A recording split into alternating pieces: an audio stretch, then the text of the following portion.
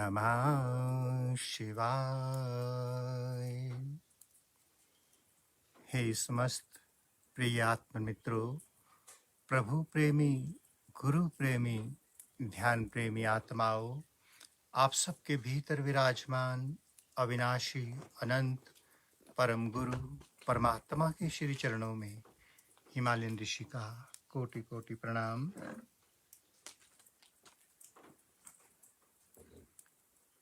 प्यारे साधकों, प्यारे मित्रों, यूं तो इस अस्तित्व में ज्ञान का अनंत भंडार है, अनंत संभावनाएं इस प्रकृति में परमात्मा ने हम सब के लिए रखी हैं। तो आइए आज फिर एक थोड़ा सा उस अनंत परमात्मा की कृपा को हम सभी मिलकर के बांट लें। प्यारे साधकों, ये जो बीज है, इस बीज के भीतर सारा वृक्ष समाया है। इस बीज को जन्म देने वाला, बीज के अपने संस्कार, बीज के अपने पालनहार, बीज का परमात्मा, बीज का ईष्ट, बीज के गुरु, एक अकेला बीज अपने आप में परिपूर्ण नहीं है। प्यारे साधकों, एक बात सभी साधक समझेंगे, जब हम सभी इस धरा पर उतरते हैं, सभी साधक, सभी जीव, एक तो उस बीज के भीतर अपने पूर्व जन्मों के सिंचित हर प्रकार के कर्म और कर्मफल होते हैं, जिसके अनुसार बीज अपना रूप धारण करता है। फिर उस बीज वो किसके माध्यम से इस धरा पर उतर रहा है? कुछ गुण अवगुण माता पिता के हम पर लागू होते हैं। उसके बाद बीज किसके संरक्षण में पल रहा है? समाज के अनेकों स्वरूप हैं। किस गुरु के सानिध्य में ये बीज परवरिश की ओर जा रहा है, ये भी निर्भर करता है। उसके बाद हमारे इष्ट देव कौन हैं? हम इष्ट देव के प्रति कितना समर्पित हैं? अर्थात कुल मिलाकर अकेला बीज का होना अपने आप में पर्याप्त नहीं है। इस अनंत की यात्रा पर पूरा ब्रह्मांड इस बीज के लिए, परमात्मा तक पहुंचने के लिए मार्ग बनाता है। प्यारे साधकों, एक बीज के भीतर उस पूरे वृक्ष का डिजाइन है कि ये बीज आगे चलकर कैसा वृक्ष बनेगा।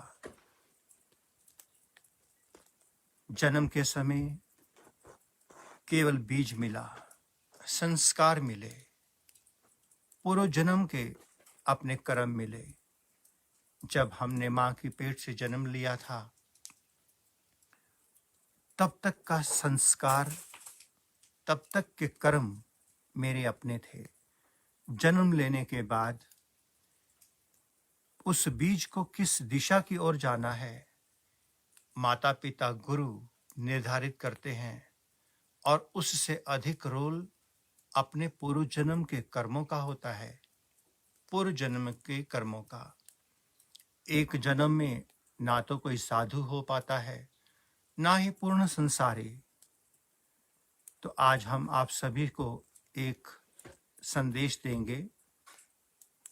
ब्रह्म ज्ञान की ओर चलना, पूर्ण रूप से त्याग तपस्या की ओर चलना एक अलग बात है, किंतु अनेकों अनेकों रास्ते हैं, मार्ग हैं।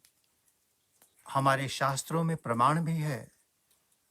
राजा जनक की तरह हम इस धरा पर जी सकते हैं, योगेश्वर भगवान श्री कृष्ण की तरह, क्योंकि जो जो मां की गर्भ से उतरा है, वो परमात्मा को जो भी उपलब्ध हुआ है, उसने जो भी उपलब्धियां की, वो उपलब्धियां हर इंसान कर सकता है। सभी के लिए संभावनाएं हैं। प्यारे साथ को, सभी के लिए। हम चाहेंगे कि हर साधक राजा जनक, योगेश्वर भगवान श्री कृष्ण की तरह भीतर बाहर की संपदाओं का मालिक बन करके इस धरा पर जिए और विदा होने से पहले पहले अलौकिक संपदाएं, अलौकिक कलाएं अपने भीतर जगा करके अनंत की यात्रा पर आगे उतरे। एक बात और प्यारे साथ को, बीच बीच में कुछ साधक अपनी बुद्धि का प्रदर्शन करते हैं। उनका प्रदर्शन बिल्कुल ठीक है, वो गलत नहीं है। हमने पहले भी बताया वो गलत नहीं है। वर्तमान में आप सभी लोग, सभी साधक हमारे जिस स्वरूप को देख रहे हैं, हम गुफा के भीतर बनाकर इस गुफा का निर्माण करके, बर्फ की गुफा का निर्माण करके उसके भीतर बैठे हैं। आप सभी को ज्ञान का संदेश दे रहे हैं। इस तरह से जीना ये हमारी शैली नहीं है। भगवान श्री कृष्ण की तरह संपन्नताओं के साथ भीतर की संपदाओं को उखाड़ना, उखाड़ करके सब तक पहुंचाना हम ऋषियों का काम है।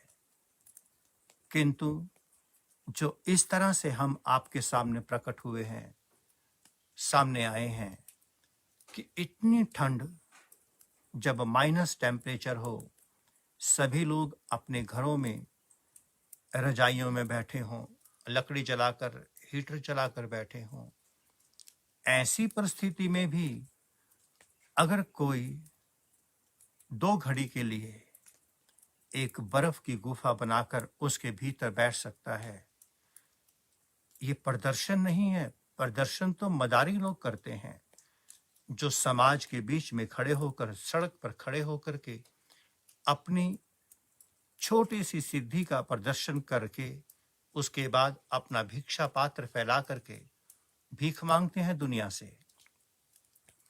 एक ऋषि, एक महात्मा प्रदर्शन नहीं करते। उनका उद्देश्य आप सब तक एक संदेश पहुंचाना है कि हमारे भीतर एक अग्नि है। सब जानते हैं नाभि मंडल में एक महासूर्य है। उस महासूर्य को जागृत करके, जागृत तो वह है ही, किंतु उसके अंदर कैसे आहुतियां डाली जाएं कि वो अग्नि भभक उठे। उस अग्नि को आप अपना आधार बनाकर कभी प्रतिकूल स्थितियां आएं तो आप जी सकें। हम सब के भीतर अनंत संपदाएं हैं। प्यारे मित्रों, प्यारे साधकों, जिस काम को हम कर सकते हैं, ये कोई दिव्य काम नहीं, कोई अलौकिक नहीं, कोई नया नहीं। ये सनातन पुरातन हमारे ऋषियों मुनियों की, गुरुजनों की देन है जो हम कर पा रहे हैं। हम इतनी सर्दी में, इतनी ठंड में अगर ऐसा करके आप सब तक संदेश पहुंचा रहे हैं, तो इसका मतलब आप सब भी सामर्थ्य हैं वो सब करने में जो हम कर पा रहे हैं। क्योंकि आपकी रचना और हमारी रचना उस परम ब्रह्म परमात्मा ने की है। उसने आपके डिजाइन में कुछ अंतर रखा होगा, हमारे डिजाइन में कुछ अंतर रखा। उसकी डिजाइन सब अलग अलग हैं, किंतु भीतर की जो मशीनरी है, भीतर का जो सिस्टम है, वो सभी का एक जैसा है। सभी के भीतर एक कंप्यूटर लगा दिया। सारी रिद्धियां, सिद्धियां, सारी कलाएं, सारी शक्तियां उस परमात्मा ने उस कंप्यूटर के अंदर बंद कर दी और उसका पासवर्ड दे दिया गुरुजनों को, ऋषियों मुनियों को, संतों को।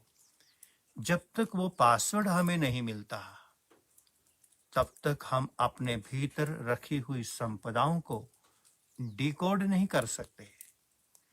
हाँ, एक बात हमने पहले कही, जो हम कर पा रहे हैं या जो हमारे ऋषियों मुनियों ने किया, आप सबके लिए उतना ही संभव है। प्यारे साथ को, उतना ही संभव परमात्मा सबके साथ एक समान व्यवहार करता है। उसकी दृष्टि में ना आप कम ना हम ज्यादा। ऐसा नहीं कि उसने हमें 100% दिया, किसी को 2%। उसने 100% बना करके आपको धरा पर उतारा है। अब आप उन भीतर की संपदाओं का इस्तेमाल करते हैं या उन संपदाओं को बंद पोटली बना करके वापस इस तरह से चले जाते हैं, ये आप पे निर्भर करता है।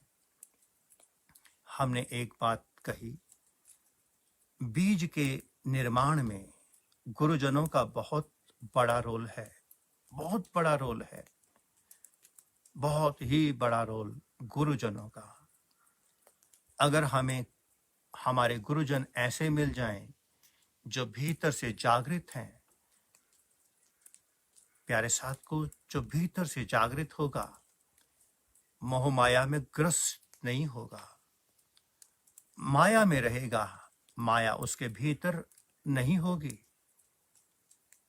खाने को भोजन, पहनने को वस्त्र, रहने को छत उसे भी चाहिए, किंतु वो 1 से 99 की दौड़ में नहीं होगा।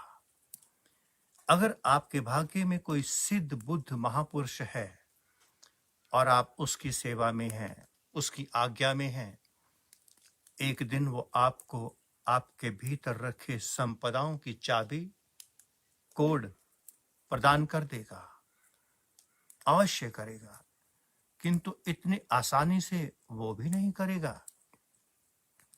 हमारे सनातन धर्म में आप सब जानते हैं, कम से कम 12 वर्ष, 15 वर्ष, 20 वर्ष लग जाते थे, तब जाकर के गुरु एक पासवर्ड देता था। कहते हैं मां शबरी को जब वो मतंग महामुनि के आश्रम में गई तो 10 वर्ष की थी, 90 वर्ष की हो गई जब गुरुदेव विदा होने वाले थे।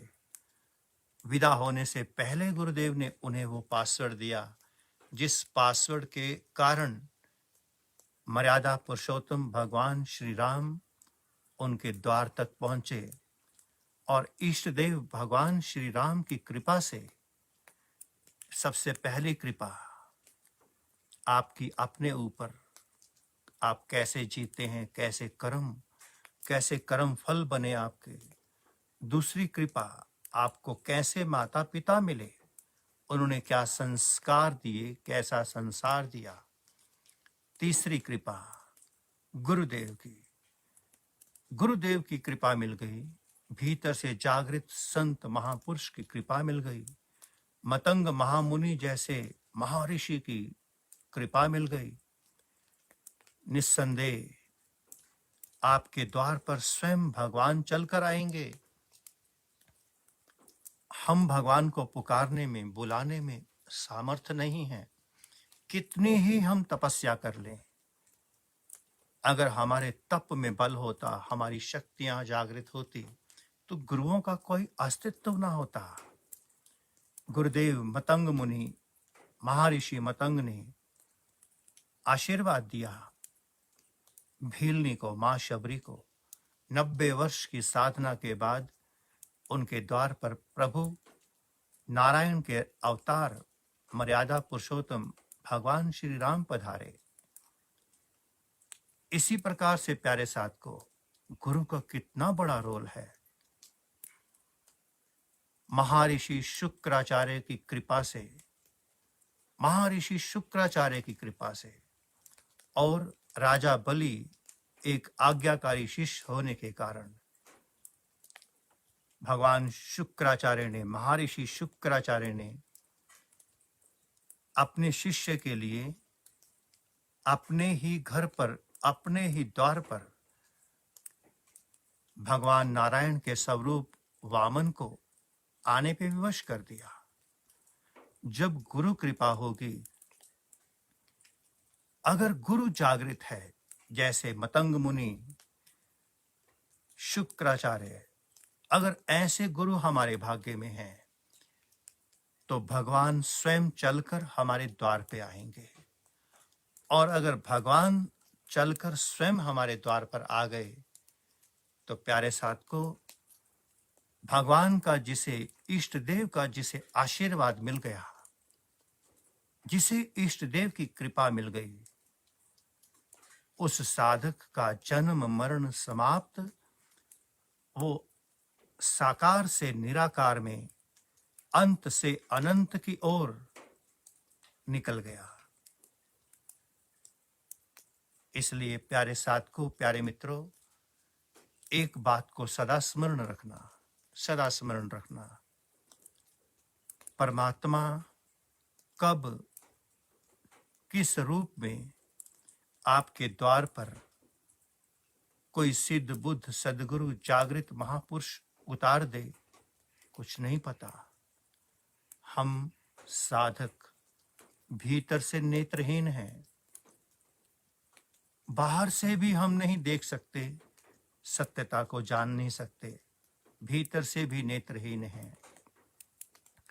किंतु हमारे सनातन धर्म के शास्त्रों में अनेकों ऐसे संकेत मिलते हैं जिससे हम कुछ दूरी तक देखने में सक्षम हो जाते हैं। कौन बुद्ध सिद्ध, कौन जागृत महापुरुष। हमने अनेकों बार एक बात कही, क्या भगवान वशिष्ठ मुनि हो, महर्षि सांदीपनी जैसे जागृत महापुरुष हों, क्या वो किसी शहर में, क्या किसी बस्ती में अपना गुरुकुल नहीं खोल सकते थे? इन सिद्धों बुद्धों ने, महापुरुषों ने अपने गुरुकुल जंगलों में बनाए। उनके द्वार पर जब हमारे जैसे साधक जाते थे, ऐसा नहीं था कि अभी गए, अभी दीक्षा मिली, अभी रुंड मुंड, अभी वस्त्र, अभी माला, अभी कमंडल। वहां तुरंत का कोई काम नहीं था। गुरु आपके अंतःकरण को धोता था, आपके पात्र को तैयार करता था। जब आपकी पात्रता तैयार हो जाती थी, उसे तैयार होने में एक दिन लगे, एक जन्म लगे, गुरु को कोई जल्दी नहीं है कि तुम्हें वो शिष्य स्वीकार करे।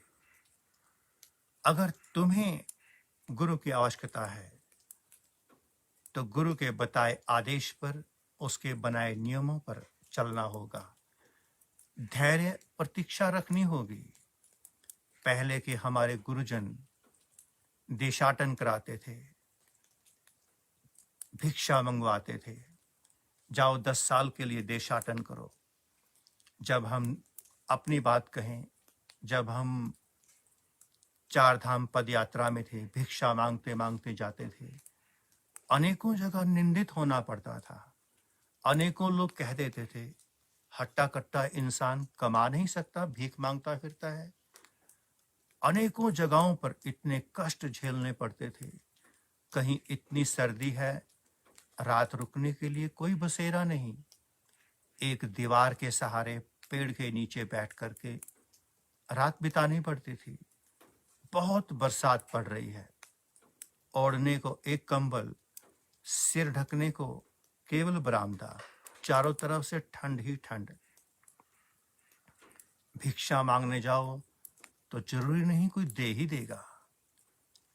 तो प्यारे साथ को, हमारे ऋषि मुनि सनातन पुरातन गुरुकुल की परंपरा में हमें इतना पका देते थे, इतना पका देते थे कि इस समाज में जब ये घड़ा उतरे, कोई ठनकाए कहीं से चटक ना पाए, और जब उस घड़े का जल पीने को मिले, अंतर आत्मा तक शांति मिल जाए। हमारे ऋषियों मुनियों ने जो गुरुकुल चलाए, हमारे जो आचार्य थे, दिव्य थे, अद्भुत थे, साधक में समर्पित थे। आज अगर किसी को 1 महीना प्रतीक्षा करनी पड़ जाए, दीक्षा नहीं मिली, दूसरा गुरु ढूंढते हैं। उस समय में गुरु को आवश्यकता ही नहीं थी शिष्य की, तुम्हें आवश्यकता है। तुम चलकर गुरु के द्वार पर गए हो, गुरु ने कोई तुम्हें निमंत्रण नहीं भेजा, कोई निमंत्रण नहीं भेजा, आइए हमारे द्वार पर, हम तुम्हारी प्रतीक्षा में हैं। नहीं, जैसे हमने अभी लाइव किया, हमने किसी को निमंत्रण नहीं भेजा। आइए हमारे लाइव को देखिए, सुनिए। हमें कोई आवश्यकता नहीं, हमें किसी से कोई अपेक्षा नहीं। आप हमें क्या दे सकते हैं? अधिक से अधिक संसार। किंतु ऋषि मुनि संत जागृत महात्मा आपको वो दे सकते हैं जो आप पूरा संसार देकर भी नहीं पा सकते। हमने किसी को आमंत्रित नहीं किया, हमने कोई आपके सामने प्रदर्शन का नहीं रखा। प्रदर्शन तो वो करेगा जिसे कुछ चाहिए। हम यहाँ बैठे हैं एक संदेश देने के लिए, केवल एक संदेश कि हमारी सनातन पुरातन संपदाएं बहुत महान हैं। बहुत कुछ है हमारी संपदाओं में, बहुत कुछ है। अगर आप उसे प्राप्त करना चाहते हैं, अभी जहां हम पहुंचे हैं ये नहीं समझना कि ये अंत है। प्यारे साथ को, अभी तो पहली सीढ़ी पर कदम रखने की तैयारी है। तैयारी अभी 0 से उठकर, अभी LKG से निकलकर पहली कक्षा में जाने की तैयारी है। पहली कक्षा में आप हमारी इस यात्रा को, हमारी साधना ध्यान को, हमारे ज्ञान को ये नहीं समझना कि हम परिपूर्ण हैं, कोई सिद्ध बुद्ध महात्मा है। नहीं, अभी तो आंगनवाड़ी के खिलौनों से खेलते खेलते अभी पहली क्लास की ओर निकलने की तैयारी कर रहे हैं। निकले भी नहीं हैं, अभी तो एक कदम पहली सीढ़ी पर रखा जा रहा है। रखा भी नहीं है अभी तो सीढ़ियां 100 हैं। अनंत की यात्रा है प्यारे साथ को, अनंत की। जैसी जिसकी प्यास होती है, वो अनंत परमात्मा, वो प्रकृति माता उसके लिए वैसी व्यवस्थाएं कर देता है। हमारे समाज में अनेकों प्रकार के संप्रदाय हैं, सभी की अपनी दृष्टि, अपना दृष्टि कौन हमें किस तरह से देखता है। कहने को तो हमारे सनातन पुरातन ऋषियों मुनियों के पहरावे को देखकर, जंगलों में उनकी कुटियाओं को देखकर लगेगा कि ये तो भिखारी लोग हैं। अगर ये भिखारी हैं तो दुनिया के बड़े बड़े बादशाह उनके चरणों में आकर अपना नाक क्यों रगड़ते हैं? क्यों उनके पास अपनी सर्वस्व संपदा अर्पण करके भी सिर झुका करके उनके चरणों में बैठते हैं कि उनकी कृपा दृष्टि मिल जाए? प्यारे मित्रों, प्यारे साथ को, अभी तो हम साधकों ने अपने आप को ही नहीं जाना, क्योंकि शिव नेत्र ही नहीं खुला। अभी अपने आप को ही नहीं जाना, दूसरे को कैसे जानेंगे? दूसरे को जज कर रहे हैं। अभी हमारा आज्ञा चक्र, छठी इंद्री एक्टिवेट नहीं हुई, आज्ञा चक्र सक्रिय नहीं हुआ। अभी तो ये मेरा तन मेरी आज्ञा नहीं मानता। रात को नींद आती है, सोना है मुझे, बहुत नींद आ रही है, मुझे सोना है। शास्त्र कहते हैं, भगवान श्री कृष्ण कहते हैं, या निशा सर्वभूतानाम तस्याम जागृति संयमी। हम केवल सुनते हैं, इस कान से उस कान से निकाल देते हैं, क्योंकि किताबों से सुन रहे हैं, किताबों से पढ़ रहे हैं। कभी किसी जागृत संत ऋषि मुनि के श्री मुखारविंद से सुनना, क्योंकि उनका जीवन प्रैक्टिकल होगा। अगर हम कहेंगे या निशा सर्वभूतानाम तस्याम जागृति संयमी, पहले हम जागेंगे, ध्यान में उतरेंगे, तभी हम आप सबको जगा पाएंगे। अभी तो मेरा आज्ञा चक्र मेरी आज्ञा ही नहीं मानता, मेरा शरीर मेरी आज्ञा नहीं मानता, मेरा मन मेरी आज्ञा नहीं मानता। दूसरा इंसान, दूसरा मेरे ऊपर सवार है। दूसरा, अभी तो मैं अपने भीतर ही नहीं लौट पाया प्यारे साथ को। अभी मेरी कोई इंद्रिय मेरी आज्ञा नहीं मानती। जब मेरी इंद्रियां, मेरा तन मन मेरी आज्ञा नहीं मानता, दूसरा कैसे मानेगा? इसलिए सबसे पहले हमारे गुरुजन, हमारे ऋषि मुनि, हमारे मार्गदर्शक एक आदेश करते हैं,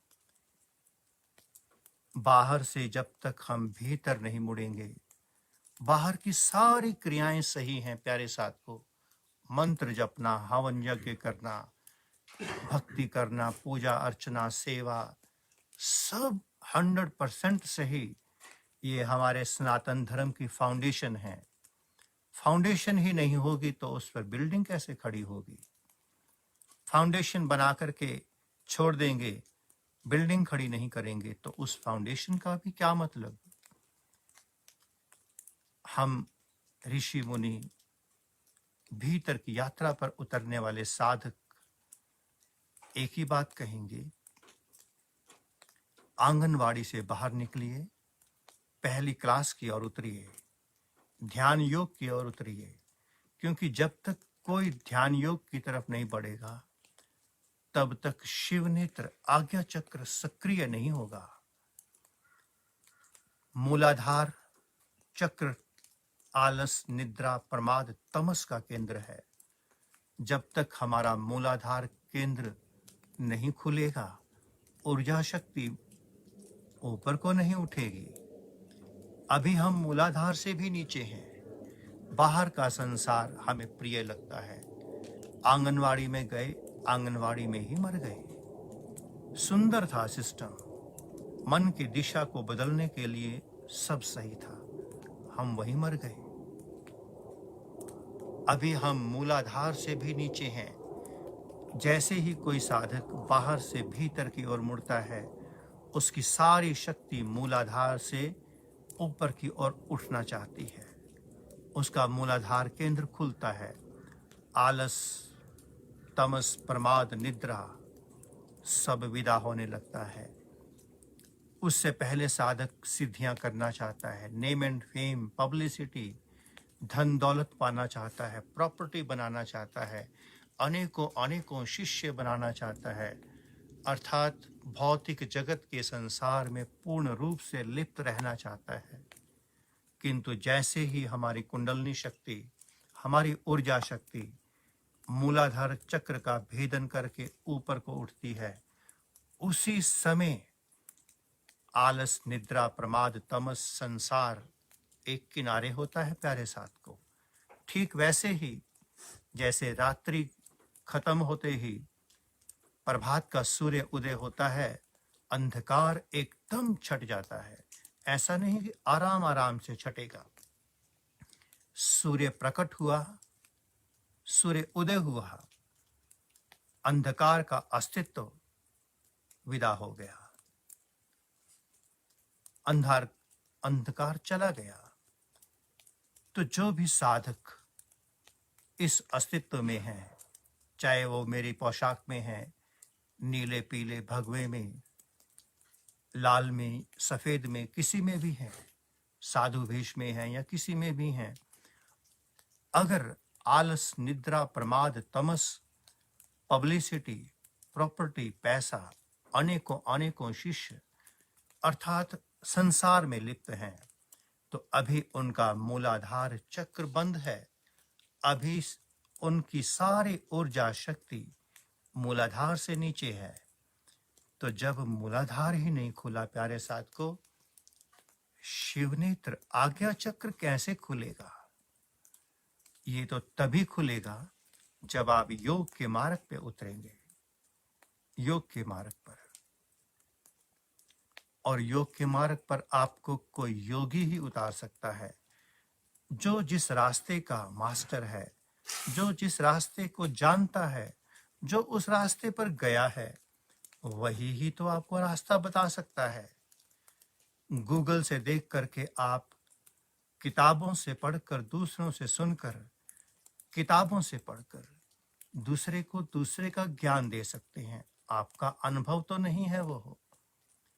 आपका जब अनुभव बनेगा, जब आप खाएंगे, जब आप उस अमृत को पिएंगे, तभी आप उस अमृत के खजाने की ओर रास्ता दिखा सकते हैं।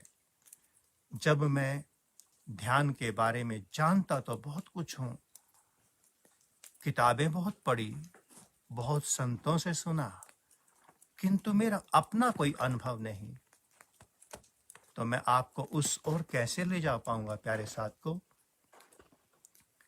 आज इस अस्तित्व में जितने